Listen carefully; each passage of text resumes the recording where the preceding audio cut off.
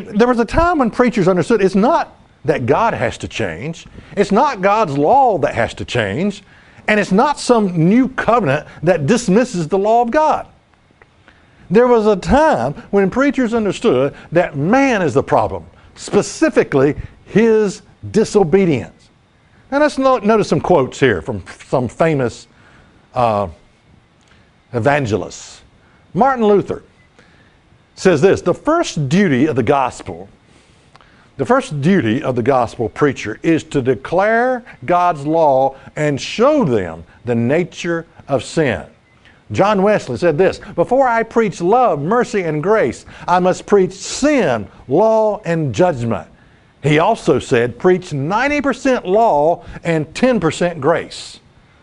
Charles Spurgeon said, they will never accept grace until they tremble before a just and holy law. Another quote: the highest service to which a man may obtain on earth is to preach the law of God. Dwight L. Moody said, God, being a perfect God, had to give a perfect law, and the law was given not to save man, but to measure them. How true it is. Even more, the law must prepare the way for the gospel. To overlook this in instructing souls, this is Charles Finney. He says, evermore the law must prepare the way for the gospel. To overlook this in instructing souls is almost certain to result in false hope, the introduction of false standards of Christian experience, and to fill the church with false converts. Oh my goodness, how true it is. How true it is. You know, today, what we have being preached is about 98% grace, and you're lucky if you hear 2% of the law of God being preached today. Lucky if you hear 2% law and obedience. Now, if you're a minister and that describes you, that you're just preaching 98% grace, grace, grace, grace, and only 2% the law of God, do us all a favor and quit.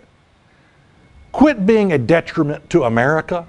Just get out of the preaching business and go find an honest occupation. Now, if you're not preaching the law of God, you are worthless in the hands of God. Now, I didn't say you couldn't own a mega church. I didn't say you couldn't have a $100,000 income. I didn't say that your congregation will not love you. I'm just saying you're worthless. That's all I'm saying. All right, let's continue on in Hebrews 8 and verse 9. Speaking about this covenant, and not according to the covenant that I made with their fathers in the day when I took them by the hand to lead them out of the land of Egypt, because they continue not in my covenant. Notice, they didn't continue in God's covenant. And I regarded them not, says the Lord. What, again, what's this talking about? They continued not in my covenant. That's talking about disobedience. Disobedience has always been the problem. It's always been man's problem, okay? From the beginning of Genesis, it's always been man's problem. And now, listen to me.